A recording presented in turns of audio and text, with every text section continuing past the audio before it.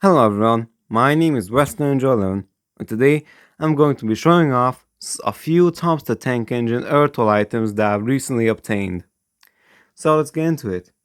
Now all of these models I obtained just after I made the collection video. Well, I got three of the models I obtained the day I did the collection video,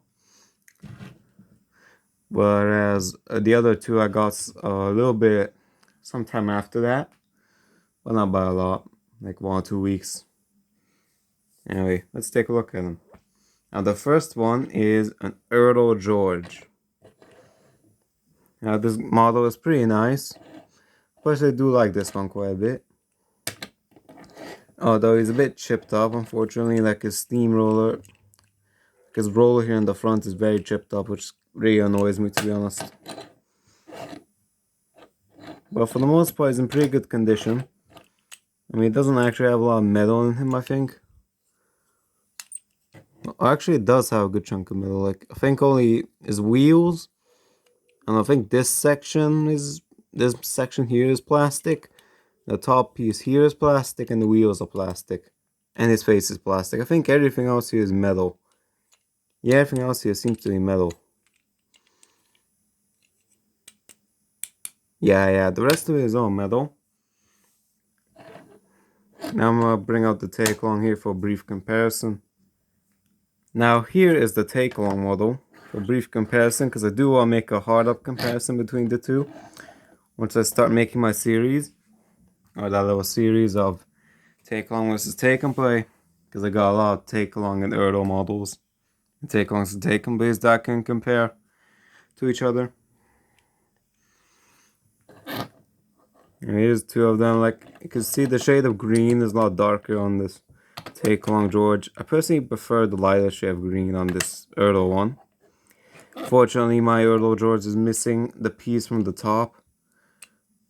I'm pretty sure he's missing it because I've seen many of these where it doesn't have these three holes in them. And the rivets also, yeah, there's like a piece missing from the top, which is unfortunate. Yeah, the biggest downside on the take along is the face. It's really fat. I mean, everything else on the take along is pretty good. Yeah, the face is much better on the Ertl model. But yeah, a big bro moment on the Ertl is that this piece, it's like cargo, whatever, it doesn't move at all, it's just static. But the take along, it's a trump card in this, it actually spins, which I really do like. And also these pieces aren't here and such. But I prefer the shape of the Ertl, to be honest. I mean, like, the face really annoys me on the take along, to be honest. It's just so goddamn fat. And you can actually steer. He can steer a little bit, like this guy can't do that. Well, he can, but very minimally. And the Ertl is, I think, a little bit taller. Yeah, the Ertl is very slightly taller than the take along George. Let's go on to the next model. Now, the next model I have two of is an Ertl Splatter. As you can see here. This guy is in pretty decent condition. Doesn't look too bad. See, I already have an Ertl Dodge, so this guy will go in with him pretty well. Now I have two here, and this guy's in definitely much worse condition. As you can see right there. Not the best condition, this guy, but the reason I bought this guy here is, was after this one, I bought him on the flea market for a very low price, like $1.25. That's how much this guy cost me. And yeah, the reason I bought it is because my friend Grace, or say Grandpa of the Grace, doesn't have Splatter and really needs him. So I bought him this, although I'm not sure how I'm gonna get it to him, because I live in Romania and he lives in Hungary. So yeah, that's pretty unfortunate.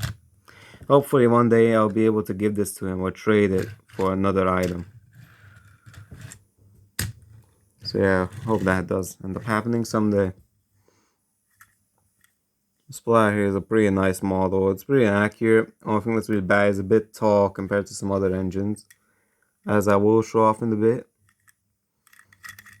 Yeah, he's in pretty good condition. Nothing. His buffers are still on there. It's all nice. It's all good. Now to compare him, here's the next Ertl, D261.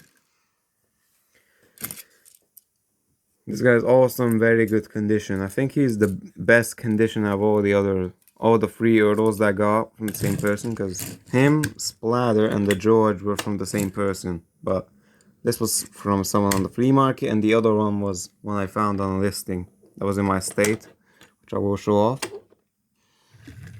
course, he doesn't barely even has any chips on him. Like, he only has a little bit on the front. Some chips on the front and a little bit on the back. Aside from that, he's practically entirely clean. I'm not sure. Is that chip or is this like... I don't know. I think this is just some kind of dirt on him. I don't know what it is. I think it's just some kind of gunk that's like stuck on him.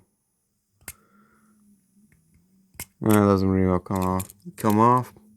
And there's a little bit of very minimal like chips on his like stripe there on the side. Also some dirt or whatever on here. Never really noticed that. I don't know, I think that's paint that's chipped off. I don't know. I really don't know. Or either way, he's in pretty good condition. I did repaint the buffers on this guy because he was missing all his stickers, so yeah. But it's actually the wrong color. These should be silver, I think. Oh well, I'll fix that up later. It's not really a big issue at the moment.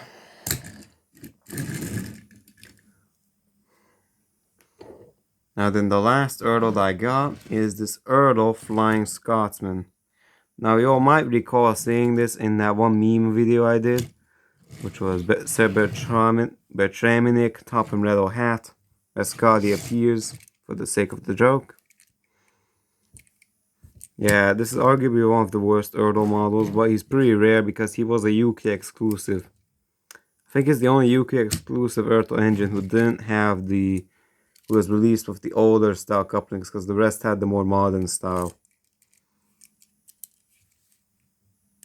Yeah, just look how dumb it is. It's very unfortunate that the diecast users have to suffer with this Scotsman, or not only is he very inaccurate, but it's also difficult to obtain being a UK exclusive.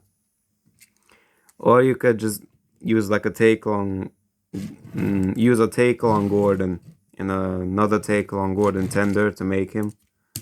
Or maybe a take-along Edward or James tender to make another, or make a custom take-along / take-and-place blank Scotchman. They didn't even bother to like change the face at least. Like, come on, for real. For other engines they did it, like with 16 and Will, but they changed the face, thankfully. But for Scotchman they didn't do this. They also changed on Diesel 10 and D199.